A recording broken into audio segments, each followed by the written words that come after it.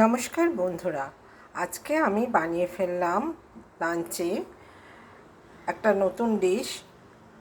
এটা উত্তরপ্রদেশে ডিশ। এটার নাম হচ্ছে তেহারি।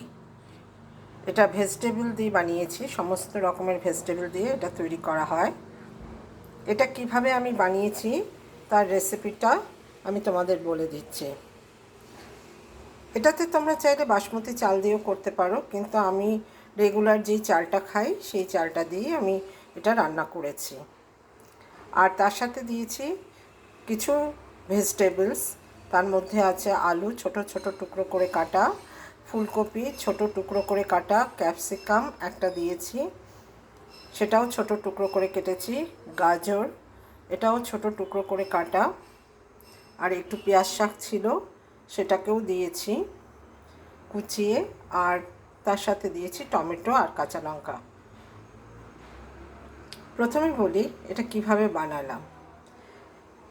একটা কড়াইতে খানিকটা পরিমাণে সাদা তেল আর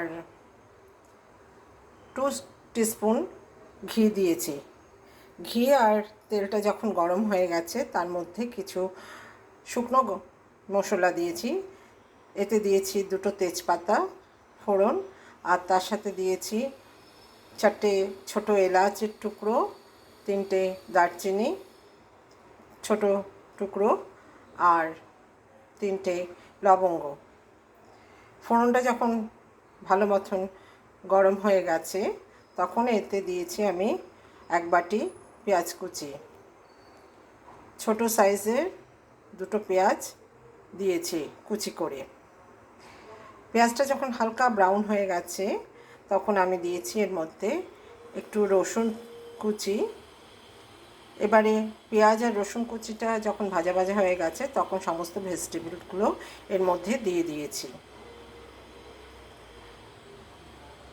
একটু ভেজিটেবলটা ভাজা হওয়ার পরে আমি এর মধ্যে 1/2 টিস্পুন হলুদ, 1/2 টিস্পুন লঙ্কার গুঁড়ো, স্বাদ মতো নুন, চিনি, আর তার সাথে দিয়েছি একটু মিট মশলা।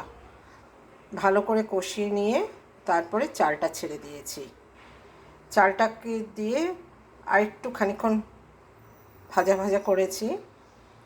এরপরে আমি গরম জল করে রেখেছিলাম, সেই গরম জলটাকে এর মধ্যে দিয়েছি, আর নামানোর আগে দিয়েছি ঘি আর গরম মশলা।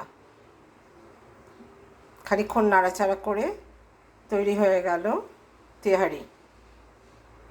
এটা খেতে খুব সুস্বাদু হয়, টেস্টি, ভীষণ টেস্টি হয়েছে। আর নামানোর আগে একটুখানি আমি কেওড়ার জল দিয়েছি 1/2 টিস্পুন মতন। এটা দিতেও পারো, নাও দিতে পারো। তৈরি হয়ে গেল তেহারি। এটা বেশ চটজলদিও হয় আর খেতেও খুব টেস্টি হয়। এটা লাঞ্চেও খেতে পারো, ডিনারেও খেতে পারো। ওকে, টাটা।